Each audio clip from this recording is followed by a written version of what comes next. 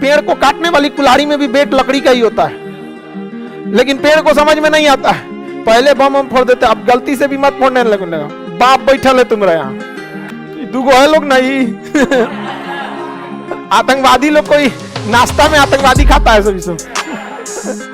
मोदी जी का ये चीज एकदम सही रहता है, नेशनल सिक्योरिटी के मैटर पे नो कॉम्प्रोमाइज। कोई सिख धर्म का व्यक्ति पगड़ी लगाएगा, ये तो उसका व्यक्तिगत अधिकार है, तो वो किस में जाएगा? 25। सिख धर्म के लोगों के लिए 5 चीजें जरूरी है: केस यानी बड़े बाल, कंघा, कृपाण यानी छोटा तलवार, कच्छा और कड़ा। वो हाफ पैंट पहने रहते हैं लोग, इतना समझ में आ गया कि नहीं आ गया? तो वहां पे तो वो छोटा साइज का तलवार भी रखते हैं। और वो लोग जहाज में भी जाते हैं ना, तो उनको अलाउ होता है, जहाज में भी अलाउ रहता है। और ये सिख लोगों का ये रिस्पॉन्सिबिलिटी बनता है कि उस तलवार से कभी भी मिसयूज ना हो, वरना कोई देश बैन लगा देगा तो अच्छी बात नहीं है। इस चीज को वो लोग अच्छे से ख्याल रखते भी हैं यहाँ पे। लेकिन आतंकवादिया सब क्या करेगा? सब ना बुरका में बम फोड़ देगा सब। श्रीलंका में यही किया सब। आप समझिए, इन आतंकवादी का मकसद ये नहीं होता है, इनका मकसद ये होता है कि वहां के रह रहे मुसलमानों को टॉर्चर कराए। आतंकवादियों से सबसे ज्यादा अगर किसी को लॉस है तो मुसलमानों को है। लेकिन होता क्या है ना, पेड़ को काटने वाली कुल्हाड़ी में भी बेट लकड़ी का ही होता है, लेकिन पेड़ को समझ में नहीं आता है। उसको काटने वाली जो कुल्हाड़ी होती है उसका बेट किसका होता है? लकड़ी का। श्रीलंका में इन्होंने जानबूझ के क्या किया? प्लान तरीके से था कि श्रीलंका में बौद्धों की अधिकता है, बम फोड़ना रहता है किसी आतंकवादी को तो उसको ड्रेस से मतलब है, और उसको अपने में बम लगा के उड़ाना है तो क्या दिक्कत है? लेकिन नहीं, अब यूं में बम रख सकता आदमी। एक हमको समझाने के लिए आपको बताइए, इसमें नहीं रख सकता आदमी। लेकिन वो जानबूझ के श्रीलंका में गया, कहा कि हमारा दुकान कैसे चलेगा? आतंकवादियों का दुकान तब तक चलेगा जब तक 2 धर्मों के लोग लड़े। जानबूझकर उसने बुर्का पहना।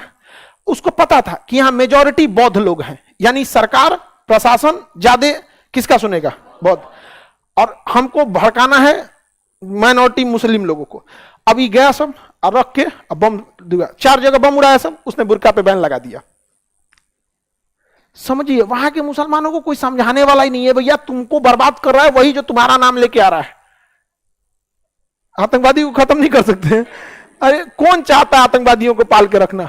लेकिन कहीं कुछ भी, और उसने क्या लगा दिया? बैन लगा। जब बैन लगा ना तब वही आके करा सर ये गलत है, अगर नहीं हटाएंगे तो इसके खिलाफ हम और बम फोड़ेंगे। अरे छोटा कहीं का, तुमने खुद ऐसा काम किया। और उसके बाद यहाँ पे भारत तो बहुत सहनशीलता वाला देश है, पहले बम हम फोड़ देते, अब गलती से भी मत फोड़ने लगेगा। बाप बैठल है तुम्हारे यहाँ, दुगो है लोग नहीं। ये आतंकवादी लोग कोई नाश्ता में आतंकवादी खाता है सभी सब। ये मोटा भाई से पंगा नहीं लेने का। मोदी जी का ये चीज एकदम सही रहता है, नेशनल सिक्योरिटी के मैटर पे नो कॉम्प्रोमाइज, नो कॉम्प्रोमाइज एकदम। यहाँ पे ये चीज होना भी चाहिए, यहाँ पे नो कॉम्प्रोमाइज। सेना को हम लोग कौन चीज रखे हैं? लोग नौकरी लेके रिटायर करने के लिए। 99 के बाद कोई लड़ाई नहीं हुआ है। हम तो चाहते हैं कभी हो जाए। रीजन क्या है कि हमको जाना है फौजे में। आज भी हम आपको कसम से बताते हैं, मेरा मन उधरे लगता है। और आर्मी का एक रूल है कि जिस दिन लड़ाई हो जाएगी ना, एनसीसी वालों को 13 टार भी रहेगा सब ना तो ले लेगा। अरे कौन सा मान ले आना, 13 टार भी रहेगा तो ले लेगा। हम कहे नहीं, सब कुछ ले आया हमें नहीं समझ आया, और चल दिया। आदमी कुछ अप्लाई भी करना रहता है, हम लोग दे के भी रखे हुए हैं कि कभी भी जरूरत पड़ेगा फर्स्ट कॉलर्स कॉल कीजिएगा एकदम यहाँ पर। समझ में गया? तो हम लोग को वही नहीं आता है, तो हम लोग कब का है यहाँ पे? अभी तो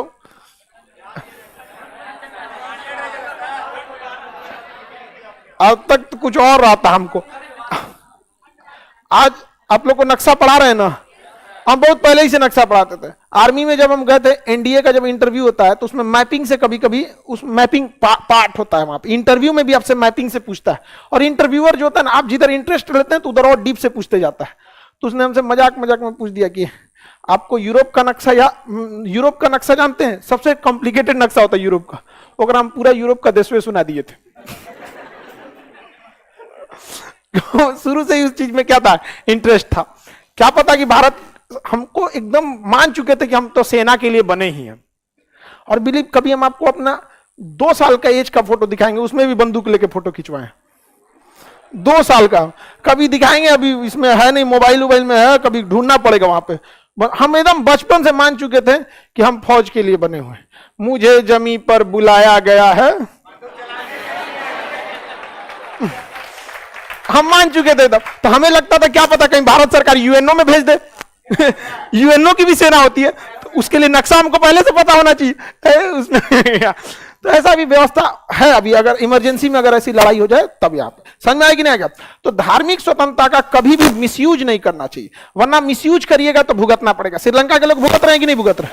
मिसयूज हुआ था। फ्रांस में लोग नहीं भुगत रहे हैं, फ्रांस में भी तो भाई उसके आप कभी भी याद रखिएगा, शासन के पास बहुत पावर होता है, परमाणु बम होता है उसके पास।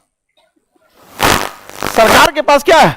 परमाणु बम। आपके घर में 4 गो लाठी रहता है तो फौंक के चलते हैं।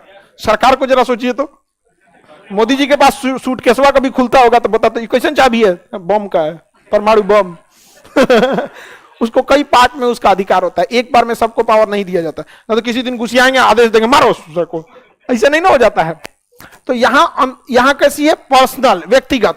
आपको पगड़ी बांधने की, कृपाण रखने की, या फिर बुर्का पहनने की, किसी को राजस्थान में देखेंगे तो घूंघट, जैसा जिसकी धार्मिक चीजें अलाउ करती है। किसी को सिंदूर, हमारे यहाँ छठ में यहां से सिंदूर लगाया जाता है पति की उम्र लंबी रहने के लिए, यहाँ पे ये परंपरा है। ऐसा कहा जाता है कि सिंदूर ये परंपरा है, और ये आज से नहीं है, बहुत पहले से। हनुमान जी जब गए थे ना लंका में, सीता माँ को गिरफ्तार पकड़ लिया, तो नहीं समझ में आता क्या दुश्मनी ले रहा है यहाँ लोग विधायक के घर के आदमी को हाथ ना लगाता, वो राम जी के पत्नी को किडनैप कर रहा है। वो क्या विनाश लिख लेता, खैर वो तो विधि का विधान था। तो ना जब हनुमान जी गए ना अशोक वाटिका में, तो देखिए सीता जी को सिंदूर लगा रही थी, बड़ा लंबा लगा रही थी। तो पूछे ये काहे लगा रही है? तो वो कहे कि इससे ना राम जी की आयु बढ़ेगी। तो उनको कहना चाहिए कि महिला लगाती है तो पति की आयु बढ़ता है। तो सीता जी के तो पति राम जी थे, उन्होंने एक रफली बता दिया कि इससे राम जी की आयु बढ़ेगी। हनुमान जी राम जी को बहुत मानते थे, भर दिए सिंदूर पोत लिए वो पूरा दिए सिंदूर। अच्छा, उनको इतना प्रेम था उनसे कि पोत लिए पूरा सिंदूर। और सीता जी के पास आए तो सीता जी कहेगी क्या किए हो? कहेगी आप ही तो बोले कि सिंदूर लगाने से राम जी की आयु बढ़ेगी। तो कहें कि ऐसा नहीं है, पति की आयु बढ़ती है, क्योंकि राम जी मेरे पति हैं इसलिए हमने बोला। लेकिन सीता जी बहुत प्रसन्न हुई और उनको आशीर्वाद दी कि जो भी भक्त सिंदूर चढ़ा के दुआ मांगेगा आप उसकी दुआ पूरी होगी। तो अभी हनुमान जी को सिंदूर भी चढ़ाया जाता है, देखे होंगे ना, यहाँ पे पूरा लगाया जाता है वहां पे।